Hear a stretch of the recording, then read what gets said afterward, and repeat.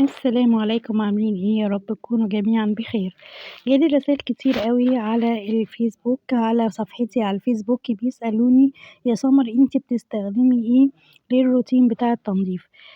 وكانوا عايزينّي أعمل فيديو على روتين تنظيفي، بس أنا بصراحة ما باحبش نوعية الفيديوهات دي أوي، فأنا بس هاقول لكم إيه الحاجات اللي أنا باستخدمها في روتين التنضيف وفرقت معايا أوي، وكانت بصراحة نتيجتها حلوة أوي. الtop بتاعي أو المَلِك هو الستيرز،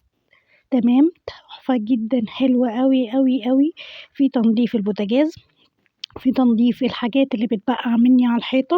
الدهون اللي بتبقى موجودة على الحيطة، استخداماته حلوة أوي. أنا جرّبت منّه النوعين، النوع الأخضر ده أنا الأول جِبت الأبيض اللي هو موجود ورا ده، أيوه هو ده، جِبته الأول ولمّا قرّب يخلص جِبت الأخضر، بصراحة اللي حسّيته أقوى أو ريحته أحلى كان بالنسبة لي الأبيض،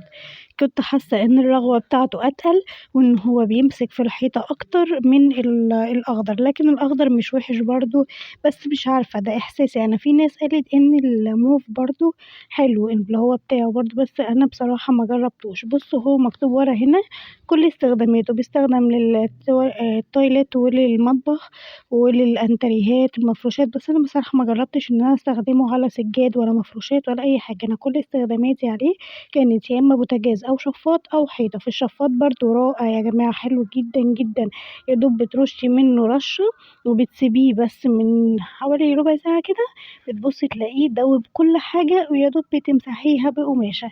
هي ديّة بقى اللهلوبة بتاعتي، الليفة اللي هي فيها زي السلك كده دي فظيعة، في الحلل بقى في الحوامل بتاعة البوتاجاز بتخلّيها فُلّة، وديّة بتاعة التيفال. تمام، دي عارفينها عشان ما تجرّحش مننا الحاجات التيفال، فديّة بقى بالنسبة لي المُنجز، أي حاجة stainless بتخلّيها بتبرق، الحنفيات بصراحة تحفة، حلوة أوي، أوي، مش أصل أنا لازم إيه، أحب أنظّم الحاجة زي ما كانت، دي بقى اسمها ليفة كحت، ليفة الكحت دي في غسيل الحوائط تجنن، حُطّي بس شوية مَيّة بأريال كده وهاتي ليفة الكحت دي واعملي بيها الحيطة هتلاقيها في ساعتها بقت فُلّة، وحوامل البوتاجاز برضه بتخلّيها بتبرق، بتشيل منها أي دهون بصراحة حلوة أوي، أوي، أوي، جرّبوها بتخلّي الحوض بيلمع، حلوة أوي، دي بتتباع عند أي محل منظفات، كان الباكيت فيه 5 ب10، ده الديتول بقى دوّة العشق المعشوق بتاعي، دوّة أنا بامشي بيه في طبق باحط منه الغطا بتاعه ده باحطه على طبق مَيّة بلاستيك وفي فوطة وبالمّع بقى بيه كل حاجة، السراير، التسريحة، الترابيزات، الحاجات بتاعتي كلّها بامشي ألمّع بيدّي ريحة حلوة أوي، وكمان بيدّي نتيجة تحفة في التلميع، وطبعًا كفاية إن هو بيقتل الجراثيم في الزمن اللي إحنا فيه ده اللي الأمراض فيه انتشرت، سراير الأطفال بقى، المكتب بتاعهم، الترابيزات، أي حاجة قدّامِك لمّاعية، غير طبعًا إنِّك أنتِ بتستخدميه في المسح. فدوّة بيفرق جدًا وكمان بيخلّي ريحة التويليت تحفة، حلوة جدًا تمام، أنا من النوع اللي عندي إدمان المُعطِّرات، فباحب المُعطِّرات جدًا، دوّة فرايدل دوّة بالياسمين، باحُط منّه الغطايين من اللي فوق ده على البخاخة وبامشي بابخبخ بقى بيها كل حتّة. دوّة باحُط غطايين على لتر مَيّة، طبعًا أنتِ عايزة تتقِّلي براحتِك، بس ده تركيزه 75% فهو أصلًا تقيل، على السراير بقى، على مثلًا المفروشات، الستاير،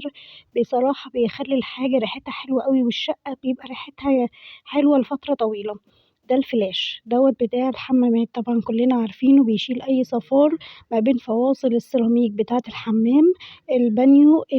بس أنا ما باحبش أستخدمه بقى اوعي تجيبيه على البوتاجاز خالص، لإنه بيبوّظه وبيبوّظ أي حاجة stainless، لو عندِك أي حاجة stainless ما تجيبيهوش عليها نهائي، بيبوّظها بيعمل شرايط كده جير، فأنتِ استخدميه على السيراميك، على الفواصل، على ما تجيبيهوش على الحنفيات لإنه بيدّيها جير مش حلو، دوّة ميكسل بتاع الإزاز. حلو أوي في تلميع المرايات والإزاز، جميل جدًا وخفيف بيتشال على طول ما بيسيبش أي رواسب على الإزاز أو على المرايات، أي فوطة قطن عندِك رشي رشيتين وامسحي منها على طول أو بمناديل المطبخ، وعندِك مناديل مطبخ من التقيلة ديّة رُشّي من دوّة وامسحي بيه، لو عندِك المطابخ اللي هي طالعة الجديدة الإكليريك اللي زي اللي عندِك دي أو ليها اسم تاني مش فاكرة هاقول لكم يعني عليه في الكومنتات بتخلّيه بيبرق، ده بقى أوكسي كيس بجنيه، طب ده أنا باعمل بيه إيه هاقول لكم، دوّة باخرمه كده كام خرم بالدبوس وباحطه في الصابون بتاع الحمام. بيدّي ريحة حلوة أوي، أوي للتويلت على طول كده بيبقى ريحة التويلت بتاعتِك منتعشة ونضيفة، وبينضّف التويلت باستمرار حلو جدًا، جرّبوه ممكن تعملوا كمان بيرسيل جل أو أريال جل الحاجات دي برضه بتخلّي ريحة التويلت حلوة أوي، وعلى طول كده بتحسّي بالنضافة والانتعاش، فبتفرق معانا إحنا نفسيًا لمّا بنحس الحاجات دي على طول عندنا نضيفة إحنا نفسنا بنحس براحة نفسية كده، ده تقريبًا بقت كل الأمهات على الوضع ده، ريحة النضافة بتفرق معاها كتير في البيت. تمام، فجرّبوها حابين تستبدلوه بأريال أو بيرسيل اللي أنتم عايزينه، ده بقى صندوق الأحلام بتاعي أو صندوق المنظفات بتاعي اللي ما باقدرش أستغنى عنه. طبعًا أسعار الحاجات دي أنا مش هاقدر أقول لكم عليها لإنها اختلفت دلوقتي، أنا الإسبريس ده كنت باجيبه أو السيترس كنت باجيبه ب45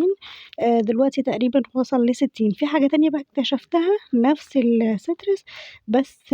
يعني سعرها أهدى شوية اللي هي ABC حلو جدًا منتج تركي حلو أوي، بيدوّب الدهون بسرعة جدًا، هو ممكن يكون خفيف عنّه، بس بصراحة النتيجة بتاعته جبارة، استخدموه وهيعجبكم ديّة الإزازة أنا كنت جايباها ب25 جنيه، بس حلوة أوي، أوي مع الدهون الشفاط، البوتاجاز، الحوائط، حلو جدًا، جدًا، جرّبوه وإن شاء الله يعجبكم، ولو عجبكم الفيديو ده ما تنسوش تسيبوا لي دعوة حلوة ولايك وكومنت واشتراك في القناة، ونورتوني في مطبخ سمر. ويا رب دايمًا أقدّم لكم كل حاجة بتطلبوها وكل اللي أنتم عاوزينه، وقولوا لي إيه رأيكم في المنظفات دي وأنتم بتستخدموا إيه منها، شرّفتوني ونورتوني.